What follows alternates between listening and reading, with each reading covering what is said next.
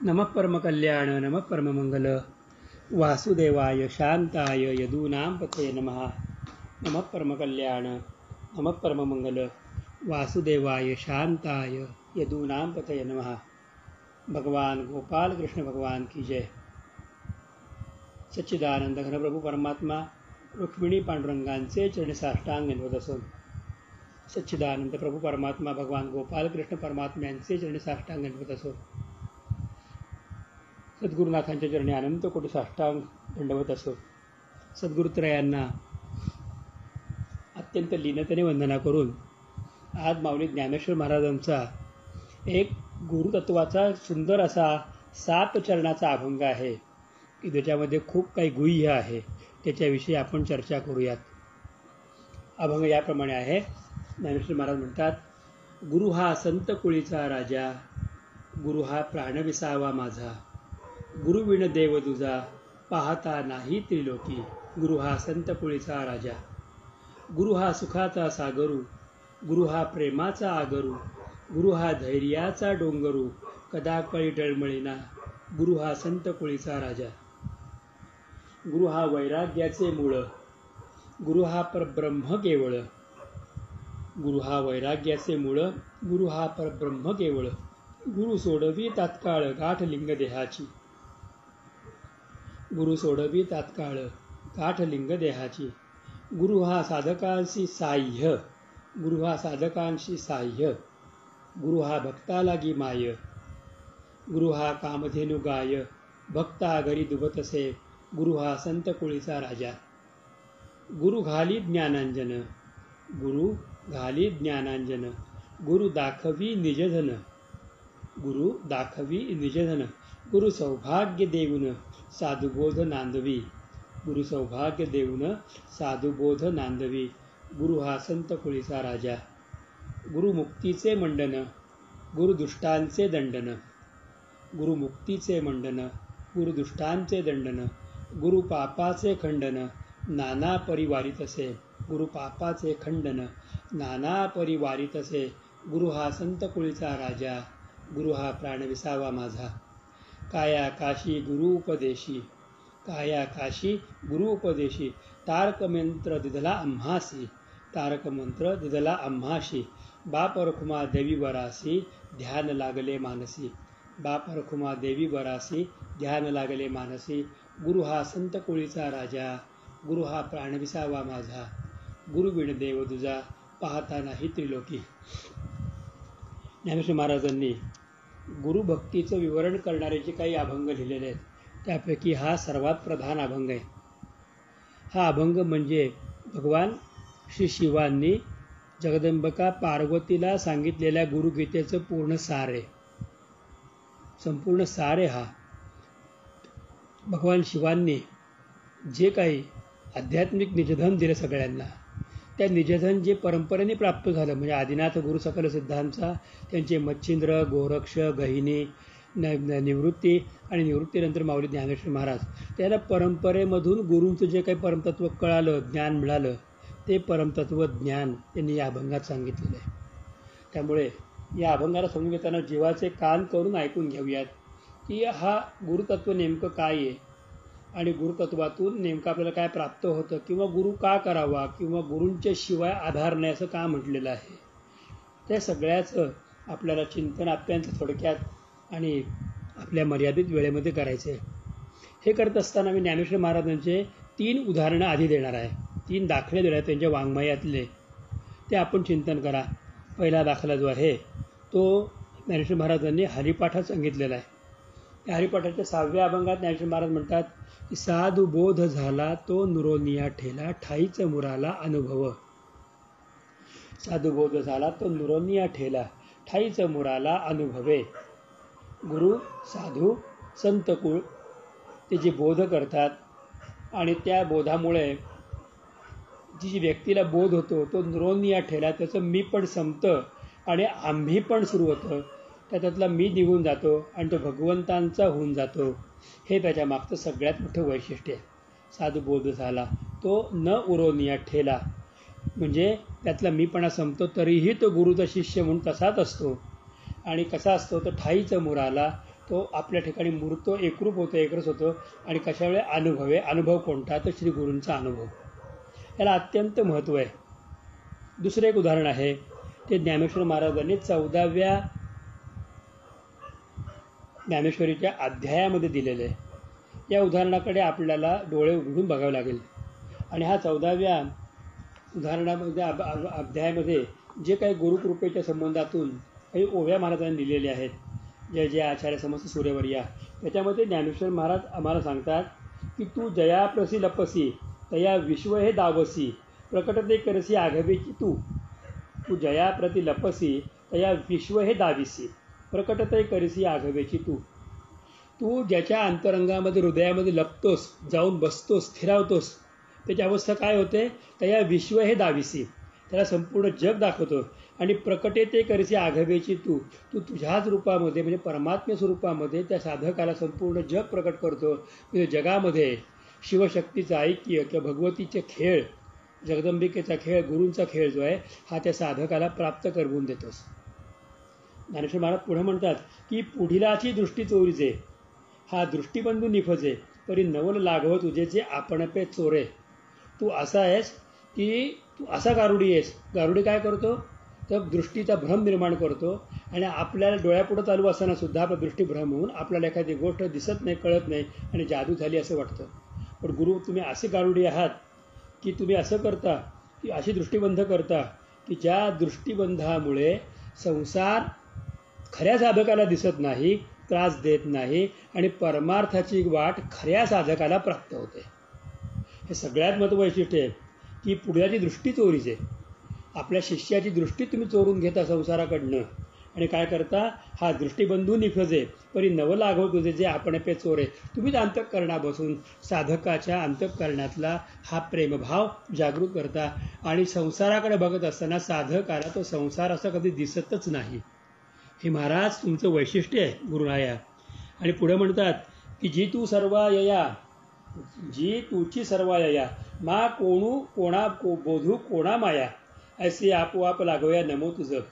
मला या ओवीचं भयंकर भीती वाटते किंवा या ओवीवरती मी कायम अडकतो किंवा मी महाराजांना, माझ्या गुरु महाराजांना प्रार्थना करत असताना या ओवीचा ऋणानुबंध घेऊन महाराजांना कायम म्हणतो की महाराज तुमच्या रूपामध्ये ज्ञानेश्वर महाराजांनी जी आम्हाला सांगितलेली गोष्ट आहे त्या गोष्टीमुळे माझ्या अंतःकरणामध्ये तुमच्याविषयीचं प्रगाढ प्रेम तर वाढलेलंच आहे, पण एक अनामिक भीती पण आहे आणि ती भीती तुम्ही दूर करा.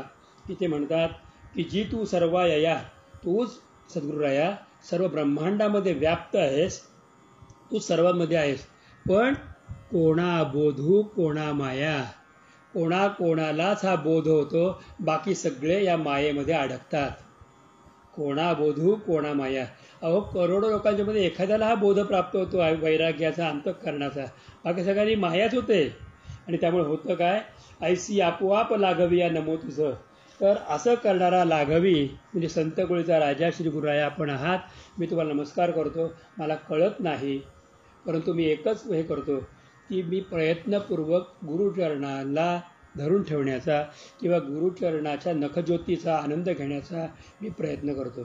कारण कोणा बोधू कोणा माया हा एकमेव महाराजांचा शब्द जो आहे ना, हा माझ्या अंतःकरणाला कायम सावध ठेवतो, कायम सावध ठेवतो. मला नेहमी ही भीती वाटते की जर सद्गुरुरायांनी आपली माया वापरली तर तुम्ही कुठे जाल, पण सद्गुरुरायांनी जर आपला बोध दिला तरी तुम्ही कुठे जाल. माया वापरली तर 84 लक्ष योनीत जाल, पण जर बोध केला तर सगळ्यातनं वरती होऊन तुम्ही हरिरूप व्हाल, गुरुरूप व्हाल, परमेश्वर रूप व्हाल. हा सगळ्यात मोठा कोणा बोधू कोणा माया, ऐसी आपोआप लागविया नमो तुझं. हे फार मोठं महाराजांचं वैशिष्ट्य आहे. अध्याय क्रमांक 14 मधल्या या मी ओव्या वाचतोय आणि त्यावेळेला महाराज म्हणतात आणि त्यांनी वर्णन करून सांगितलं, जाणो जगी आप बोले की तुझ्या बोला सुरस झाले, तुझे क्षमत्व आले पृथ्वी येसी.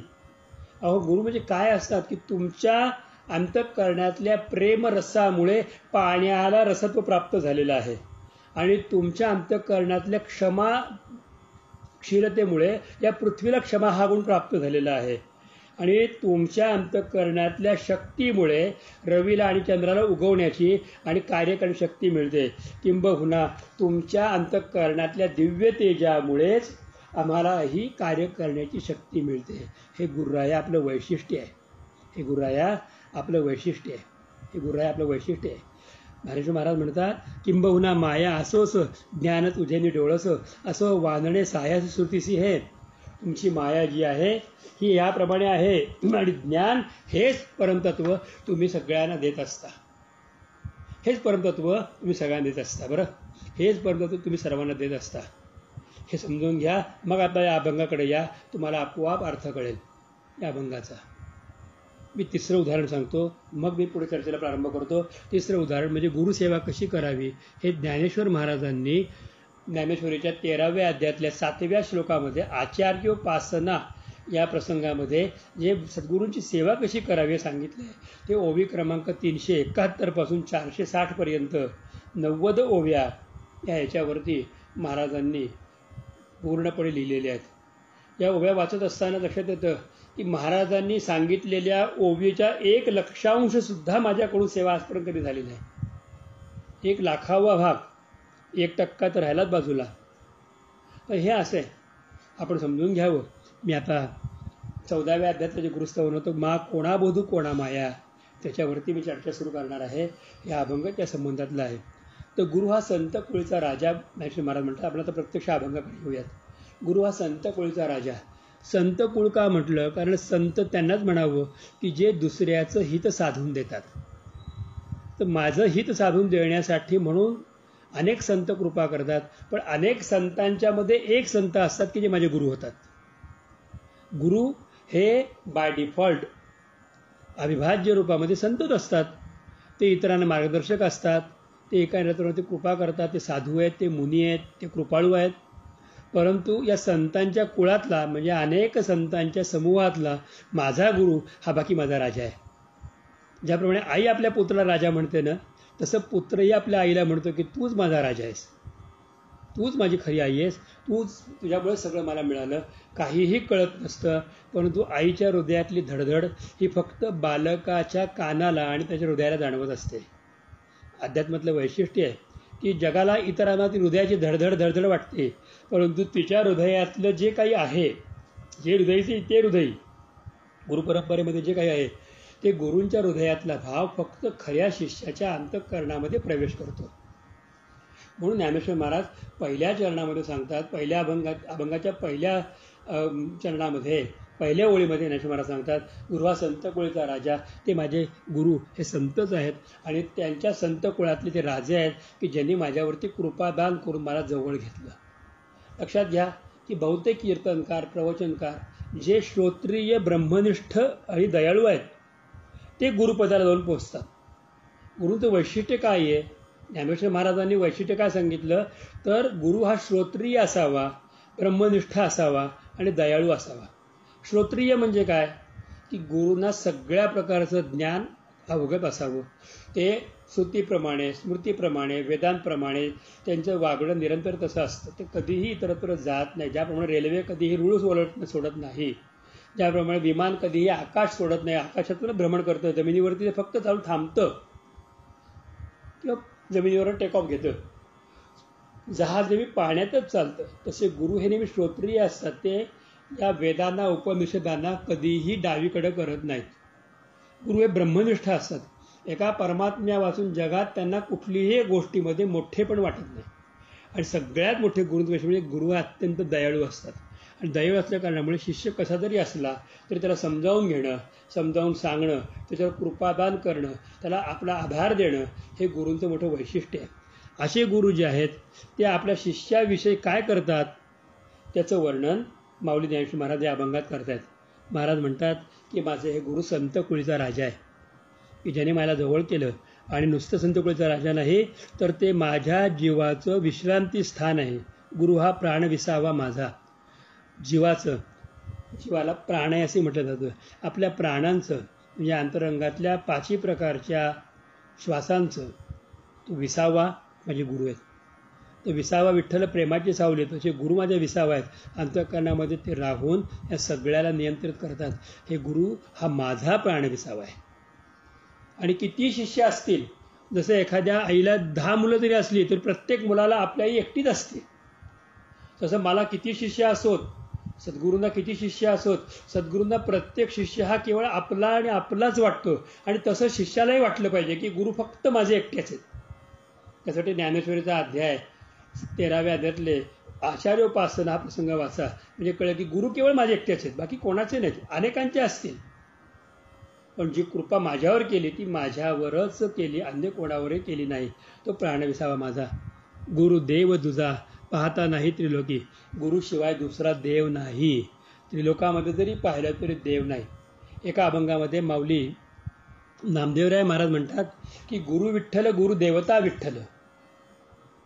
गुरु विठ्ठल गुरु देवता विठ्ठल असं नामदेवराय महाराज म्हणतात. तीच गोष्ट की गुरु हे जे आहेत ते प्रत्यक्ष देव आहेत, म्हणून त्यांना गुरुदेव शब्द लागला. देव म्हणजे काय? ज्याच्यातून प्रकाश प्राप्त होतो ते. दिवसपूर सर्वत्र व्यासो म्हणजे प्रकाश, यांच्यातून प्रकाश प्राप्त होतो ते गुरुदेव आहेत. तर गुरु ते देव आहेत आणि ते माझ्या अंतःकरणाला प्रकाशित करतात, माझ्या अंतःकरणाला बोध देतात, माझ्या अंतःकरणातल्या अंधकाराला दूर करतात. करी तिमिराचा नाश हृदय होनी प्रकाश, तोडी आशा पाश आता पायी राखावे. हे कार्य गुरुराया करतात. म्हणून पहिल्या चरणामध्ये श्रोत्रिय ब्रह्मनिष्ठ दयाळू गुरूंची कृपा कशी आहे ते सांगितलं. आता गुरूंचं काही वैशिष्ट्य आहे ते तुम्हाला सांगतो. आता पुढच्या काही ठिकाणी गुरूंचं वैशिष्ट्य, आता पुढच्या 5 कडव्यांच्या मध्ये केवळ गुरूंचं वैशिष्ट्य दिलेलं आहे, पण मूळ जे सांगायचं आहे ते पहिल्या कडव्यामध्ये आणि 7व्या कडव्यामध्ये आहे. आता गुरूंचं वैशिष्ट्य सांगतात ते वाटतात गुरु हा सुखाचा सागरू. ज्याप्रमाणे सागराला मर्यादा नाही, पृथ्वीच्या परिघापर्यंत सागर पसरलेला आहे. जमिनीला मर्यादा आहे, जमिनीला मर्यादा आहे, क्षेत्रफळ आहे, लांबी रुंदी उंची गणित हे जमिनीच्या बाबतीमध्ये आहे. पण सागराला मर्यादा आहे का? नाही. जिथे आकाश टेकतं तिथपर्यंत सागर आहे. तसं गुरु हे साधकावरती कृपा केल्यानंतर जे त्याला सुख प्राप्त होतं, अंतःकरणामध्ये आध्यात्मिक आनंद अनुभूती प्राप्त होते. त्या आनंद अनुभूतीला ज्या लाटा उसळतात ना प्रेमाच्या, ह्या सागरात उसळणाऱ्या लाटांसारख्या आहेत. किंबहुना भागवतामध्ये वर्णन केलेलं आहे की दुधाचा सागर आहे, मधाचा सागर आहे, त्याप्रमाणे अमृताचा सागर आहे. तो गुरु हा अशा प्रेमरसाचा सागर आहे की ज्या सागरातलं पाणी कितीही तोंडामध्ये गेलं, नाकात गेलं तरी तो गटांगळ्या खात नाही, तो अत्यंत तरुण जातो. हे एकमेव सागर असं आहे की ज्या सागरामध्ये तरंगण्यासाठी साधकाने स्वतः उडी मारावी लागते. त्याला पोहायला गुरु शिकवतात आणि त्याच्यातून एकदा तो उतरल्यानंतर त्याला बाहेर पडावं वाटत नाही. या पंढरीचे सुख पाहतात डोळा, सुखाचा सोहळा जे म्हटले ना त्याच्या पद्धतीने हा दिव्यातिशय आनंद आपल्याला पाहायला मिळतो. तर हा एक दिव्यातिशय आनंदाचा अनुभूती आपण सगळ्यांनी घेतली पाहिजे. गुरु हा सुखाचा असा गुरु. पण म्हटले गुरु हा प्रेमाचा आगरू. आगरू शब्दाचा अर्थ काय आहे? आपण म्हणतो की बस स्टँडला आगार म्हणतात. हा आगार शब्द संस्कृतमध्ये आहे की जिथून अनेक वाटांना जाणाऱ्या सगळ्या गोष्टी एकाच ठिकाणी जमतात, त्याला आगर म्हणतात. गुरु असा आगर आहे की ते एका गुरूंना केल्यानंतर अनेक वाटा जेवढ्या केल्या, सूर्यप्रकाशक सहस्ररश्मी जेवढे सूर्याची किरण आहेत ना तेवढे सगळ्या वाटा गुरूंच्या एका ठिकाणीच आहे. तुम्ही गुरूंची भक्ती करा, दिलेलं नाम जपा, आपोआप उन्मनी साधाल. रामकृष्ण नामी उन्मनी साधली, आपोआप तीर्थव्रत नेमा आपोआप होऊन जाईल. गुरुचरणाची माती तेची माझी भागीरथी, गुरुचरणाचा बिंदू तोच माझा कृपा सिंधू. गुरुचरणाची सेवा म्हणजे एक तुम्ही केलं की सगळ्या गोष्टी एकत्र होतात. तो गुरुप्रेमाचा आगरू. गुरु हा धैर्याचा डोंगरू. हा सगळ्यात महत्त्वाचा गुरुबद्दलचा भाग घेतलेला भाग नाही महाराजांनी. गुरु हा धैर्याचा डोंगरू. गुरूंच्याकडे जे धैर्य आहे ना ते कोणाकडेच नाही आहे. मी तुम्हाला सांगतो की शिष्य किती चुकतात, किती तऱ्हेने शिष्यांच्या मध्ये कानाडोळा असतो, किती तऱ्हेने ते कारणं सांगतात. आज नको उद्या, उद्या नको परवा, आता मला वेळ नाही, आता माझं अमुक नाही तमुक नाही, कितीतरी कारणं सांगतात. परंतु ते धैर्य सोडत नाही. ते चिकाटीने साधकावरती कृपादान करत राहतात. आज नाही कळलं उद्या तर कळेल, परवा तर कळेल.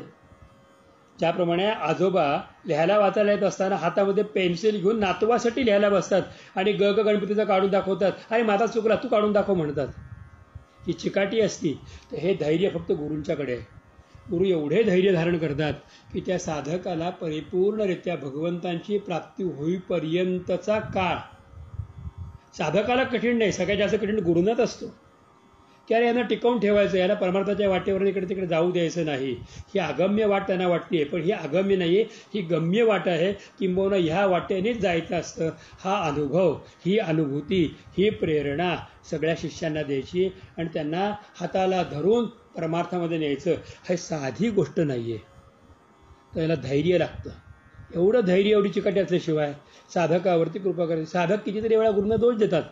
साधक किती वेळा गुरूंच्या बाबतीमध्ये अपशब्द वापरतात. साधक किती वेळा गुरूंच्या बाबतीत बोल लावतात. पण त्याचा कुठलाही मनाला विचार न करता साधकाला पुन्हा पुन्हा संधी देऊन, एकदा, दोनदा, तीनदा, 10दा संधी देऊन परत त्याच्या हाताला धरून त्याला अध्यात्माकडे घेऊन जातात. एका साधकाच्या बाबतीत माझा अनुभव असा आहे की त्यांनी तो ध्यान करणारा साधक आणि त्या साधकाने जवळजवळ 11-12 वर्ष गुरूंना चकवलं आणि 11-12 वर्षानंतर त्या साधकाला त्या गुरूंनी प्रेरणा देऊन सोनगिरला पाठवलं आणि प्रेरणेनेच त्यांनी या देहाकडून काही शब्द त्या साधकाला उच्चारायला लावले, भाग पाडले आणि 12 वर्षानंतर परत गुरूंच्याकडे गेला आणि शेवटी गुरु म्हटले की सोनगिरकरांनी कान टोचवलं कळलं ना तुला, त्यामुळे तुम्हाला कसं कळलं महाराज सोनगिरकरांकडे गेलो. मग खूप पुढे गेल्यानंतर सांगितलं, अरे आम्ही सुद्धा तिकडे पाठवलं होतं. हा धैर्याचा डोंगर आहे. कदा काळे डळमळी ना, कुठलाही प्रसंग येऊ गुरु कधीही डळमळीत होत नाहीत. ते त्यांच्या विचारावर, ते त्यांच्या शब्दावर, ते त्यांच्या कृतीवर आणि ते त्या नामावरती आणि भगवंतांच्या परमशक्तीवरती विश्वासून आणि विसंबून असतात. ते कधीही डळमळीत होत नाहीत. हा गुरूंचं वैशिष्ट्य आहे. आता पुढं वर्णन केलं आहे की गुरु हा वैराग्याचे मूळ. ही गोष्ट बाकी समजायला जरा अवघड आहे. तुम्हाला गुरु नेमकं काय देतात माहिती आहे का? साधकाला गुरु काय देत असतील तर एक लक्षात घेऊ की मुळं जे रस शोषून घेतात ना, तेच रस पानापर्यंत जातात, तोच रस शेंड्यापर्यंत जातो आणि तोच रस फळापर्यंत जातो, तो रस फळामध्ये उतरतो. म्हणजे आंब्याचं झाड म्हटलं तर आंब्याची मुळं महत्त्वाची आहेत. तो जमिनीतून जो रस शोषून घेतील तोच खोडात, तोच फांदीत, तोच पानात, तोच देठात, मग तोच फुलात, तोच फळात जातो आणि त्याचा आंबा तयार होतो. आपल्याला फळ आंबा हातात आल्यानंतर कळतं की अरे हे झाड आंब्याचं आहे किंवा त्याचा फळ रस तो आलेला आहे. म्हणजे आपलं जे मूळ आहे ना, त्या मुळाप्रमाणेच आपण वर्तन करतो. म्हणजे आपल्याला कायन वाच्यामध्ये म्हटलं की आपल्या स्वभावाप्रमाणे आपण वागतो, आपलं मूळ. पण गुरूचं वैशिष्ट्य काय आहे? गुरु हा वैराग्याचे मूळ. गुरु अनुग्रह देत असताना साधकाच्या अंतःकरणामध्ये वैराग्याचं बीज बुजवतात, पहिल्यांदा रुजवतात. एक दिवस असं येईल त्या सगळ्याला आपोआप सोडेल आणि ज्या वेळेला निघायची वेळ येईल ना त्याला अगदी सहजगत्या निघेल. ज्याप्रमाणे भाताची रोपं लावली जातात, भात पेरला जातो, भात तयार झाल्यानंतर त्याला गड्डीने उचललं जातं आणि मग 2-2 रोपांची लावणी केली जाते. त्या पद्धतीने गुरु करतात. आधी एकत्र पेरतात आणि भरलेल्या पाण्यामध्ये मग 2-2 रोपं लावतात, मग भाताचं पीक तयार होतं. हे वैशिष्ट्य आहे. तर गुरु जे मूळ पेरतात ते वैराग्याचंच मूळ आहे. आमच्या अंतःकरणामध्ये गुरु जे प्रेरित करतात, जे नाम देतात, जी साधना त्याची उपासना, त्या नामाची, त्या साधनेची, त्या उपासनेची अंतिम परिणती काय आहे? तर वैराग्य आहे. कारण गुरुनी स्वतः वैराग्य धारण केलेलं आहे. मी पुन्हा एकदा वाक्य सांगतो की जे मूळ रस शोषून घेतात तोच रस खोडामध्ये येतो, तोच रस फांद्यात जातो, तोच रस हा पुढं पानात जातो, तोच रस देठात जातो, तोच रस फुलात जातो आणि तोच रस फळाच्या माध्यमातून दृष्टोत्पत्तीस येतो. गुरु ज्याला कृपा करतात त्याला हाच प्रेमरस की ज्याचा पाया वैराग्य आहे हा साधकाच्या अंतःकरणामध्ये उपजवतात. म्हणजे कधी ना कधीतरी अशी गोष्ट नक्की घडते की त्या गोष्टीमध्ये त्या साधकाला कळतं की गुरूंनी मला काय अपरंपार दिलेलं आहे. गुरूंनी मला काय अपरंपार दिलेलं आहे. मी मागितलं काय आणि गुरुरायाने मला दिलं काय, दिलं त्या फार अपरंपार आहे. ती गोष्ट होतात. आणि म्हणून सांगितलं आहे की गुरु हे वैराग्याचे मुळं आणि त्यामुळेच वर्णन केलं की गुरु हा परब्रह्म केवळ, हा केवळ परब्रह्म आहे. म्हणजे त्रिमूर्तीचे तिन्ही गुण गुरूंच्या मूर्तीमध्ये एकरूपामध्ये आहेत, ब्रह्मा विष्णू महेश. अंतःकरणामध्ये सृजन करणे, त्याचं पालन करणे आणि संसारिक सगळे भाग दूर करणे हे गुरुरायांचं वैशिष्ट्य आहे. माऊली म्हणतात की गुरु हा वैराग्याचे मुळं, गुरु हा ब्रह्म केवळ. ब्रह्मा विष्णू महेश हे तिन्ही मूर्ती गुरूंचीच आहे. आणि गुरु काय करतात तर गुरु सोडवी तात्काळ गाठ लिंग देहाची. हे सगळ्यात मोठं तिसऱ्या चरणातलं फार मोठं रहस्य असे मला सांगतात की गुरु वैराग्याचे मूळ असल्या कारणाने ते परब्रह्म आहे. आणि लिंग देहाची गाठ म्हणजे काय तर सत्य आणि असत्य या दोघातला भेद दूर करतात. सत्य हा आत्मा आहे, असत्य हा देह आहे. दुर्दैवाने होतं काय की आमच्या प्रत्येक गोष्टी आम्ही देहाला आरोपित करतो की आत्मा म्हणजे देह, देह म्हणजे आत्मा. या सगळ्यातनं आम्हाला बाहेर पडायचा मार्गच मिळत नाही. तर गुरु आमच्याकडनं हा अभ्यास करून घेतात की या ठिकाणी पाप पुण्य, सुख दुःख, धर्म अधर्म हे जीवनामध्ये आम्ही समान मानतो. आणि समान मानल्या कारणामुळे आम्ही अधिक अधिक अधोगतीला जात असतो. पण श्री गुरुराया आमच्यावरती अशी कृपा करतात की आमच्यामध्ये वैराग्याची स्थापना करतात. ते परब्रह्म असतात आणि ते आमची लिंगदेहाची गाठ सोडवतात. म्हणजे आमच्या जन्ममृत्यूला कारण जे 4 प्रकार आहेत, स्थूल, सूक्ष्म, कारण आणि लिंग, या लिंगदेहामध्येच ह्या सगळ्या प्रकारच्या अज्ञानाच्या गाठी आहेत. आणि या अज्ञानाच्या ग्रंथी सोडायचं काम गुरु करतात. आपण एक गोष्ट लक्षात ठेवावी की ही ताकद अन्य कोणामध्येही नाही. की तू म्हणजे देह नसून तू म्हणजे परमात्म्याचं स्वरूप आहे. जे पिंडी आहे ते ब्रह्मांडी आहे, जे ब्रह्मांडी ते पिंडी आहे.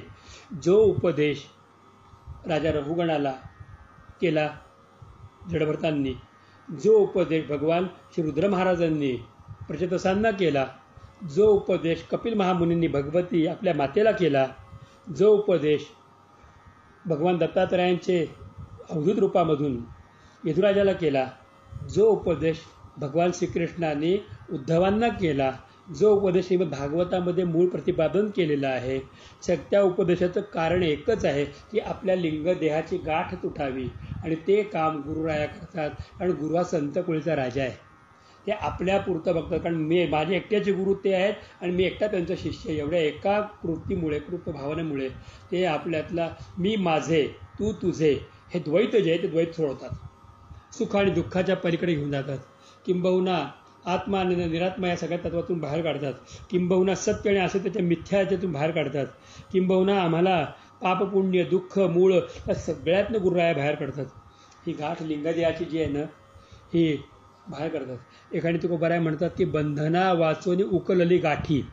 त्यामुळे तुकोबारायाने हेच म्हणून सांगितले देता आली मिठी सावकाश. तर बंधना वाचोनी उकलली गाठी.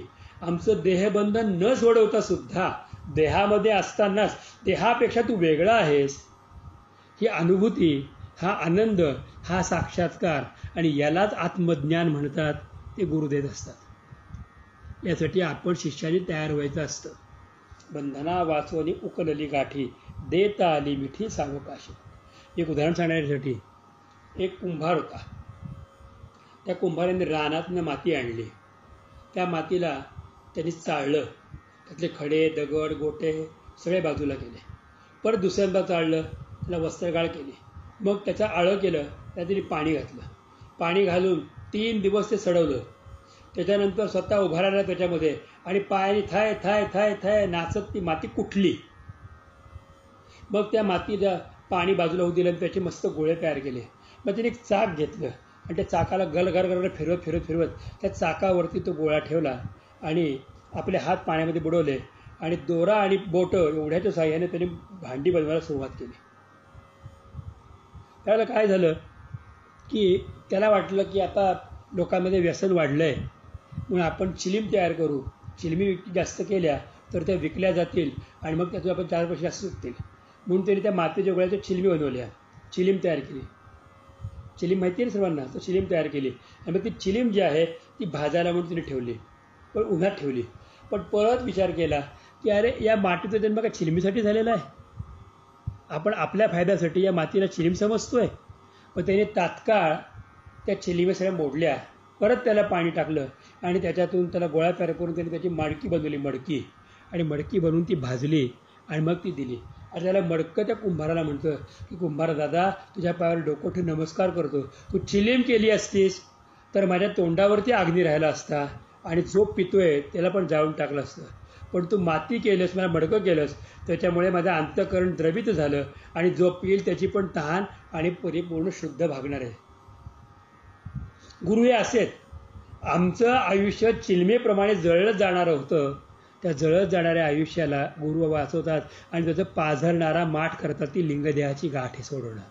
बरं, ती लिंगदेहाची गाठे सोडवणं हे परमतत्व आहे. बरं, आणि त्याला मग गुरु रानात मग शोधून आणतात. एवढं लाखो लोकांच्या मधून आपल्याला निवडतात, मग आपल्याला गाळतात, आपल्यातले सगळे खडेखोटे बाजूला काढतात, वस्त्रगाळ करतात, मग आपल्यामध्ये पाणी घालून ठेवून देतात, आपल्याला साधनं देतात, सडवतात एका जागी. आपल्याला वाटतं की आपण ती साधनं दिली आणि त्यात आपण अडकून पडलेलो आहोत. असू दे, अडकून राहा. काही काळ साधना करायची, मग ते आपल्या पायाचा स्पर्श आपल्याला करतात, थैथे नाचतात, म्हणजे आपल्या अंतःकरणातल्या गाठी सगळ्या मोडून टाकतात. त्याच्यानंतर चाकावर ठेवतात. हे चाक म्हणजे प्रपंच आहे. त्या प्रपंच चाकावर ठेवतात, पण त्यांना माहिती काय करायचं ते. एका बारक्या दोऱ्याने आपल्याला मोकळं करतात प्रपंचातून. मस्त माठ तयार करतात, मस्त मूर्ती करतात. कृष्णाची मूर्ती केली तर सगळे लोक पूजा करतील, देवीची मूर्ती केली तर सगळे जय जयकार करतील, पण चिलीम केली तर सगळे लोक मरतील. पण गुरु एकमात्र आहे की ते आपल्याला चिलीम होऊ देत नाहीत, ते आपल्याला जळणारं होऊ देत नाहीत, ते आपल्याला तारणारं करतात. याचं वर्णन ज्ञानेश्वर महाराज म्हणतात की गुरु हा वैराग्याचे मुळं, गुरु हा परब्रह्म केवळ, गुरु सोडवी तात्काळ गाठ लिंग देहाची. चौथ्या चरणामध्ये म्हणतात गुरु हा साधकाशी साह्य, गुरु हा भक्ता लागी माय. हा सगळ्यात महत्त्वाचा आशीर्वाद ज्ञानेश्वर महाराजांनी दिला. गुरु हे साधक जे आहेत ना, त्या प्रत्येक साधकाला सहाय्यभूत ठरतात. तू साधना करताना कमी जास्त करेल, चुकेल, पण तुझी सहाय्यभूत करतात. तू काळजी करू नको, हे कर, तू जेवढं केलंस तेवढं भगवंताला अर्पण कर. त्याप्रमाणे कॉम्प्युटरवरती काम करत असताना सारखं आपल्याला अल्टरेस दाबावं लागतो, जे ते काम सगळं सेव्ह होत राहतं. तसं आपली साधनेची प्रत्येक गोष्ट झाल्यानंतर कृष्णार्पण म्हण शिकवतात आपल्याला. त्यामुळे जेवढं केलंय ना, कसं का असेल, कृष्णार्पणमस्तु भगवंताला अर्पण केलं जातं. त्यातून संचित जमा होतं. गुरु आपल्या साधना किती सहाय्य होतात.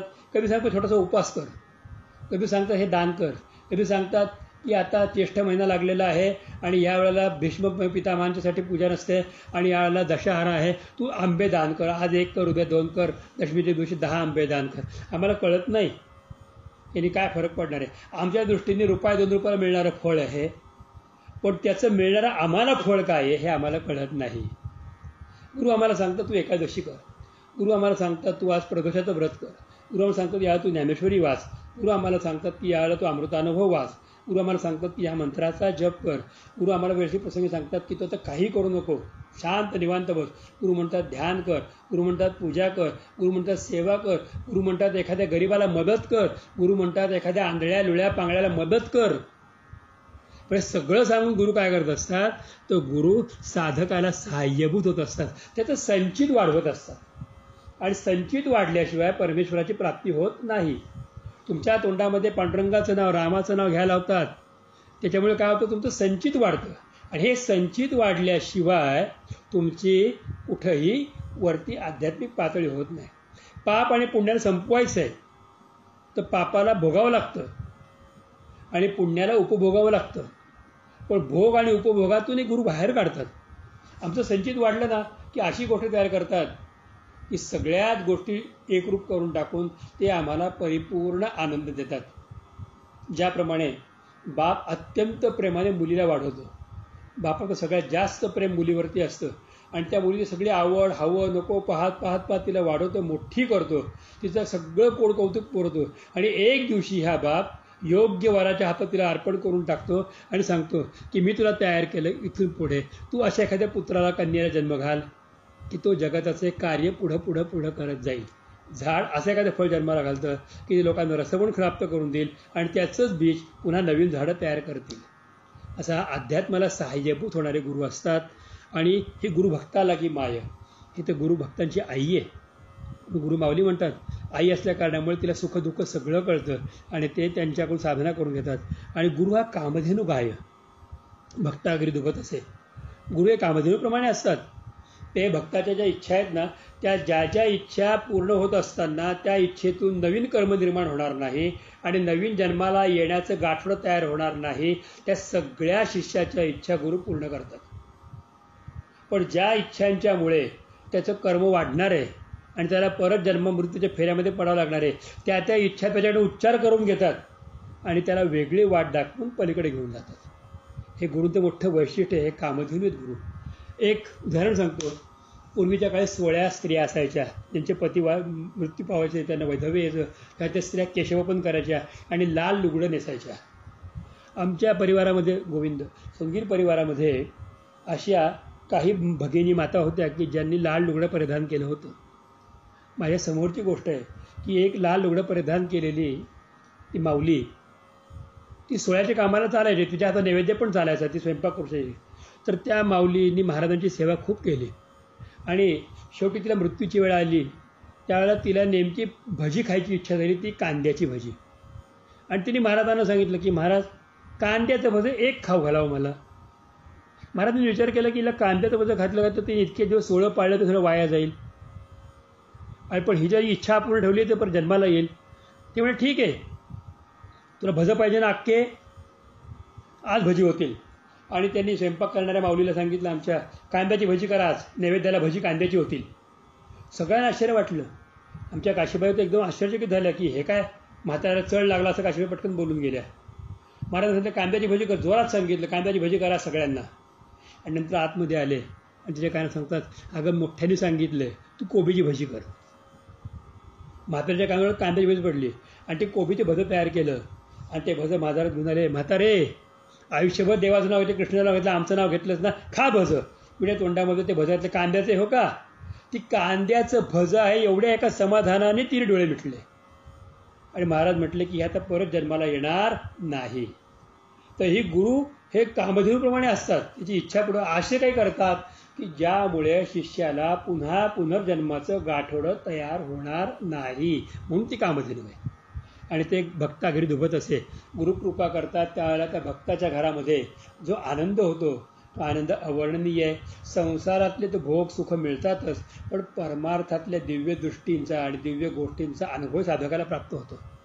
मला अनुभव आहे माझ्या स्वतःचा की ज्या ज्या वेळेला मला महाराजांच्या बरोबर कुठे कुठे जायची संधी मिळाली, फार थोडा वेळ मिळाला मला महाराजांच्या सहवासात राहायचा, पण त्या त्यावेळेला ज्या ज्या घरी मी गेलो असेल त्या त्या घरी मी प्रत्येक ठिकाणी काहीतरी नवीन चमत्कार आणि नवीन काहीतरी गोष्ट, नवीन काहीतरी विषय पाहिला आणि नवीन नवीन माणसं मला भेटली आणि नव्याने महाराजांची ओळख पण झाली.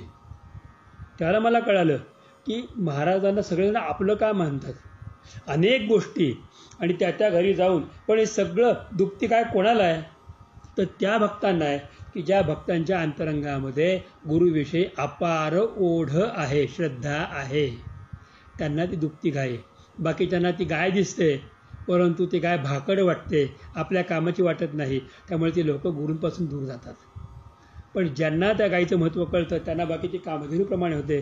गुरु महाराज आपल्या घरी येऊन आपल्याला कळते नाही की आपल्या घरी का आले चहा मागितला, पण चहा पिता पिता अशा काही 4 गोष्टी करून जातात की त्याचा पत्ताही नंतर कधीतरी लागतो की का आले होते, काय सांगितलं आणि काय केलं, आपल्याला कुठला एक्झरसाईज दिला आणि त्यातून काय करून घेतलं. हे सगळं त्यांचं मोठं वैशिष्ट्य आहे. हे अभंगात 4थ्या चरणात सांगतात.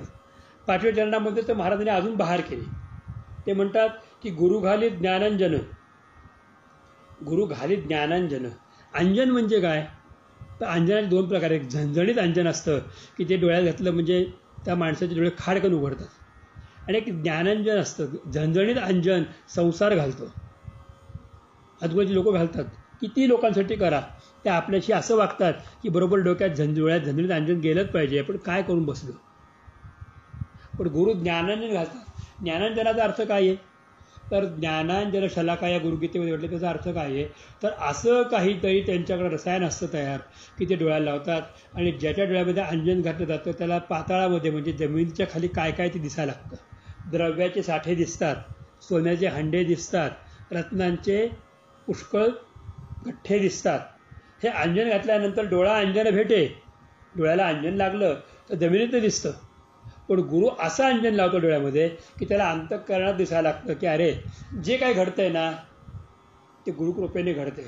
सगळी प्रभूची इच्छा आहे, ही भगवंतांची इच्छा आहे, ही परमेश्वराची इच्छा आहे.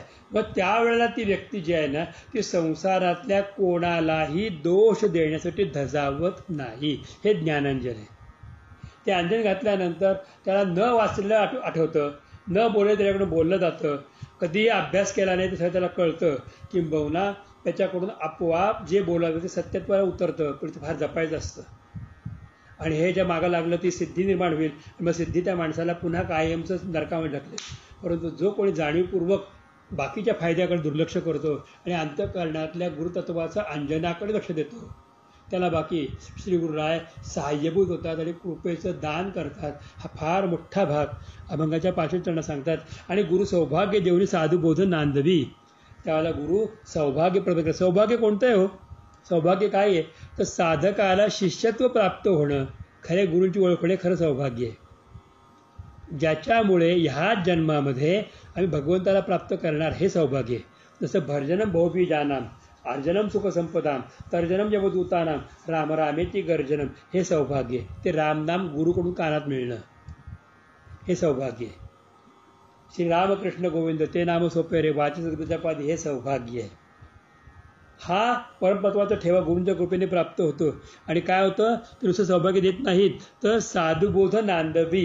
मी सांगितलं मगाशी, साधुबोध झाला तो नुरोनिया ठेला, ठाईच मुराला अनुभवे. तर तो साधूचा बोध जो आहे तो नांदवतात, त्याच्या अंतःकरणात स्थिर करतात, किंवा त्याच्या अंतःकरणामध्ये त्या साधुबोधाचं इतकं प्रकटीकरण होतं की तो त्या साधुबोधापासून तो साधक कधीही इकडं तिकडं जात नाही. 6व्या चरणामध्ये महाराज म्हणतात, गुरुमुक्तीचे मंडन. मंडन म्हणजे मांडव. गुरु महाराज आपल्या दारामध्ये मुक्तीचा मांडव घालतात. गुरुदुष्टांचे दंडन. आपल्या मुक्तीच्या मार्गामध्ये, साधनेच्या मार्गामध्ये येणाऱ्या सगळ्या अडथळ्यांना बाहेर ठेवायचं काम गुरु करतात. ज्याप्रमाणे गाळणी हातामध्ये असेल तर आपल्याला चहा पिता येतो, पण चहाचा चौथा बाकी लांब राहतो. लक्षात, आपण जर गाळलं तर चौथावर राहतो आणि तत्व खाली येतं.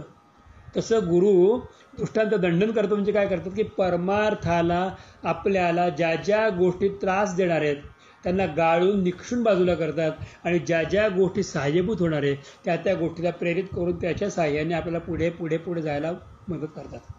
आपण जर कधी हरिद्वार ऋषिकेशला गेलात तर गंगा स्नान करायचं महत्त्व आहे. हरिद्वार ऋषिकेश गंगेच्या अनेक स्थानं, काशी वगैरे आहेत की जिथं गंगेच्या पाण्याला प्रचंड वेग आहे आणि त्या पाण्यामध्ये पोहणं तर अशक्यच आहे, फक्त 3 बुड्या मारून बाहेर यायचं आहे. पण तिथं काय केलं माहिती आहे का आपल्याला, त्या गंगेच्या पात्रामध्ये पाणी आटल्यानंतर आतमध्ये खोल खोल खड्डे करून आतमध्ये त्यांनी खांब बसवले आणि त्या खांबानं जाड जाड जाड अशा साखळ्या बांधलेल्या आहेत. स्नान करायला सोपं केलं. पाण्याचा प्रवाह किती वेगात असतो, साखळी धरायची आणि बुचकळी मारायची, साखळी धरायची आणि बुचकळी मारायची, म्हणजे पाणी डोक्यावरनं जातं, पाप नष्ट होतं, पण तो मनुष्य वाहून जात नाही. गुरु नेमकं हीच गोष्ट करतात. गुरु नेमकी हीच गोष्ट करतात की त्यांच्या चरणात धरायचं आणि संसारामध्ये उडी मारायची. म्हणजे गुरुचरणाची माती तीची माझी भागीरथी. स्नानही घडतं पण संसारामध्ये अडकत नाहीशी जाड साखळी आहे. ती जाड साखळी म्हणजे नाम, जिने आपल्या जवळ दिलेली आहे, तिने आपलं सांभाळतात. आणि त्यावेळेला काय करतात तर दुष्टांचे मंडन करतात. आणि गुरु पापाचे खंडन नाना परिवारित असे, हा सगळ्यात मोठा गुण सांगितला गुरूंचा, की गुरु पापाचे खंडन, आपल्याकडनं होणारं पाप जे आहे किंवा पाप प्रवृत्ती आहे तिथं खंडन करतात, ती मोडून टाकतात. मुळामध्ये पाप नष्ट करण्याचा मार्ग म्हणजे नाम आहे, प्रायश्चित्त हा मार्ग नाही. भागवताच्या 6व्या स्कंदामध्ये अजामिळाच्या कथाप्रसंगामध्ये सांगितलेलं आहे की मुळात पापाचा तिरस्कार करा, पाप्याचा तिरस्कार करू नका.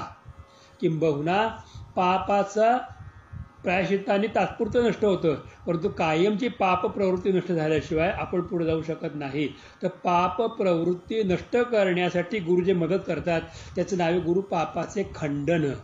ते खांडून टाकतात, तो रस्त्यात बंद करून टाकतात. आणि नाना परी वारत असे, नाना परी अनेक प्रकारातून साधकाला, शिष्याला एका गोल मंडलामध्ये वर्तुळात ठेवतात आणि त्याला पापापासून वाचवतात. ज्याप्रमाणे सुदर्शन चक्र फिरत राहिलं आणि त्यामुळे श्री अंबरीश महाराजांच्या स्पर्श करण्याची ताकद कोणामध्येही नव्हती आणि अंबरीषाच्या भोवती सुदर्शन चक्र फिरत होतं. त्या चक्रामुळे दुर्वासा मुनी पण लांब राहिले. तसं गुरुच्या या शुभचक्र आपल्या भोवती फिरत असतं. त्यामुळे पाप वासना, पाप प्रवृत्ती, सर्व दोष, शत्रू आपल्यापासून कोसो मैल लांब राहतात. ते म्हणतात की ह्याच्या वाट्याला जायचं नाही, ह्याच्या वाट्याला गेल्यानंतर काय होईल सांगता येत नाही. ज्याचा सखा हरी त्यावर विश्वकृपा करी, उणे पडोन येती त्यासी, वारे सोसी आघाताचे. हे गुरूंचं वैशिष्ट्य आहे. आणि म्हणून नानापरी करत असे. अशा रीतीने गुरु हा संतकुळीचा राजा आहे. शेवटच्या चरणामध्ये ज्ञानेश्वर महाराज गुरुरायांना भगवान शंकरांची उपमा देतात, काशी विश्वनाथाची उपमा देतात, काशीची उपमा देतात. कारण असं आहे की गुरूंची परंपरा शंकरापासून सुरू झाली, आदिनाथापासून सुरू झाली. तर काया काशी गुरु उपदेशी. तर महाराजांची काया म्हणजे सद्गुरूची काया हीच मुळी काशी क्षेत्र आहे. आणि या काशी क्षेत्रामध्ये उपदेश करणारा कोण आहे तर भगवान शंकर विश्वनाथ, ते आपले गुरु आहेत. आणि तारक मंत्र दिल्ला हा अम्मासे. आता गुरुमंत्राला तारक मंत्र का म्हणायचं? जो तारतो तो तारक मंत्र. त्रायते भयात, त्रायते पापात, त्रायते पुण्यात, त्रायते विभाजनात, त्रायते देहात, आणि किंबहुना त्रायते अमूलाग्र बदल करणारे त्यांच्या सगळ्यातून त्रातायत की त्रायते नरकात. हे सगळं फळ ज्या एका नामामध्ये येतं, तो एक अक्षर मंत्र, 2 अक्षर मंत्र, 3 अक्षर मंत्र, दशाक्षरी मंत्र, माला मंत्र हे गुरु असतात. श्रीराम हा 3 मंत्र आहे. ते रामनामाचा मंत्र कानावर सांगून प्रेताच्या कानात सांगितलं तर प्रेत उद्धरून जातं. मग आपल्या कानात सांगितलं तर काय होणार नाही.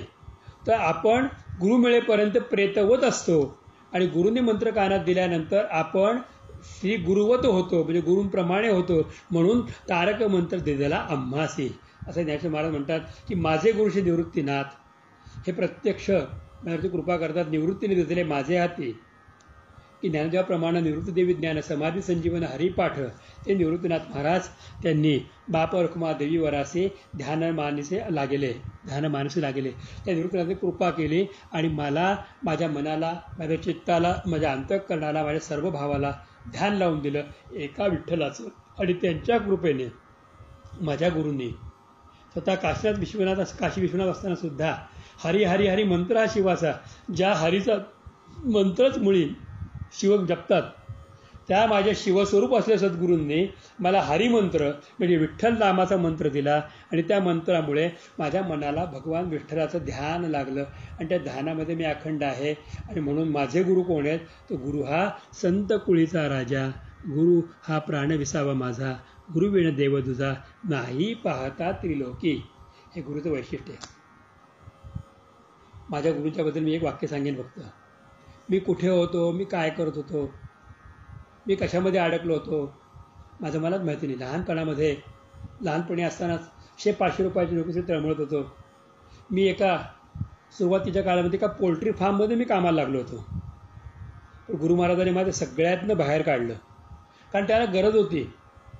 मला 7वीपासून काम करावं लागलं. कारण त्याला ती गरज होती, काळाची गरज होती. काम केल्याशिवाय उद्धार नव्हता, घर चालणार नव्हतं.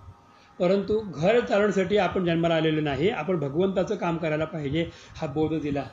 2 वर्ष काम करायला लावलं. 2 वर्षानंतर यथायोग्य काळी सगळ्यातून बाहेर काढलं. आणि महाराजांनी हातामध्ये पहिली गोष्ट काय दिली तर ज्ञानेश्वरी दिली. ज्ञानेश्वरी वाच. जोपर्यंत देहात होते तोपर्यंत ज्ञानेश्वरी वाचायला लावली. आणि आज्ञा केली की रोज 15 तरी उभ्या वाच, रोज हरिपाठ तरी कर, रोज विष्णू सहस्रनाम म्हण आणि रोज नारायण स्तोत्र म्हण. एवढंच कर, बाकी करू नकोस. फार तर तुला अजून एक आम्ही सांगतो की दरवर्षी कार्तिकात पंढरपूरला जा आणि दरवर्षी गुरुपौर्णिमेच्या उत्सवासाठी बदलापूरला जा. एवढंच कर.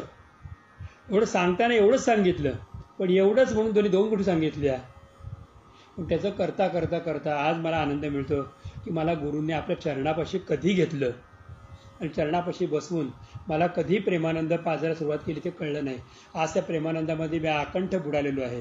आता अंतःकरणात हीच इच्छा आहे की शेवटचा श्वास घेईपर्यंत गुरूंची सेवा सोडायची नाही, गुरूंच्या कार्यापासून विमुख व्हायचं नाही. माझी प्रार्थना सुग्रहांना हीच आहे की शेवटच्या क्षणापर्यंत मी सोडणार नाही, तुम्ही सोडू नका. शेवटचा श्वास तुमचं नाम घेत तुमचं कार्य करता आणि तुमच्या स्मरणामध्ये संपावा. एवढी इच्छा व्यक्त करायची अंतःकरणामध्ये आणि ती साधना करायची. कारण माझे गुरु हे सामान्य नव्हते. ज्या गुरुरायांना प्रत्यक्ष भगवान श्रीकृष्णांनी सगळ्यांच्या समोर दर्शन दिलं, त्यांच्या समोर बसून महाराजांच्या पानातले घास भगवान श्रीकृष्णांनी खाल्ले आणि याला कमीत कमी 7-8 जण साक्षीदार आहेत. महाराजांनी घास त्यांना भरवावा, भगवंतांनी घास महाराजांना भरवावा. लोकांना तो म्हातारा माणूस दिसतोय आणि महाराजांना प्रत्यक्ष कृष्ण दिसतोय. पंढरपूरच्या नगर प्रदक्षिणा करत असताना पंढरपूरला ज्या भाजी मंडई आहे त्या भाजी मंडईच्या समोर महाराजांना एक अंगावर थुंकणारा मनुष्य समोर आला. तो महाराजांच्या अंगावर जोरात थुंकला. सगळे लोक त्याला रागवली, पण महाराजांनी थुंका आपल्या अंगाला लावून घेतली आणि खाली बसले आणि उपरण्यातून पेढा काढला त्या माणसाला खाऊ घातला. त्या माणसाने महाराजांना कडकडून मिठी मारली.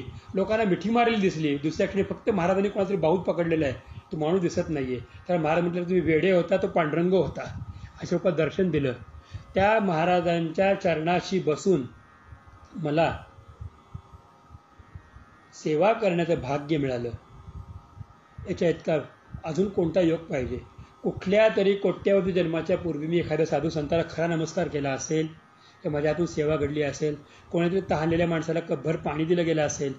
ते कृपेचं फळ आज उदयाला आलं आणि मला माझे सद्गुरुनाथ की ज्यांनी प्रत्यक्ष विठ्ठलाबरोबर संवाद साधला आहे, ज्यांनी प्रत्यक्ष कृष्णरूपाशी एकत्र होऊन जेवण केलेलं आहे आणि कृष्णाची आज्ञा घेऊन ज्यांनी आपला देह विसर्जन केला, त्या सद्गुरुनाथ भगवंतांच्या चरणी ही सेवा अर्पण करून मी वाणीला विश्राम देतो. तसंच सद्गुरुचरणा अर्पणमस्तु. गोपाल कृष्ण भगवान की जय. कुंडलिका वरदे हरी विठ्ठल श्री ज्ञानदेव तुकाराम श्री पंढरनाथ भगवान की जय. श्री दत्तात्रेय जनार्दन श्री एकनाथ महाराज की जय. श्री गुरु गोविंद महाराज की जय. श्री सद्गुरु केशवदत्त महाराज की जय. सद्गुरुनाथ भगवान की जय. सर्व संतन की जय. जय गोपाल कृष्ण भगवान की जय. माऊली ज्ञानेश्वर महाराज की जय. मैं आता सर्वांना अत्यंत विनयाने प्रेमपूर्वक जय श्री कृष्ण, जय श्री कृष्ण, जय श्री कृष्ण, नमस्कार.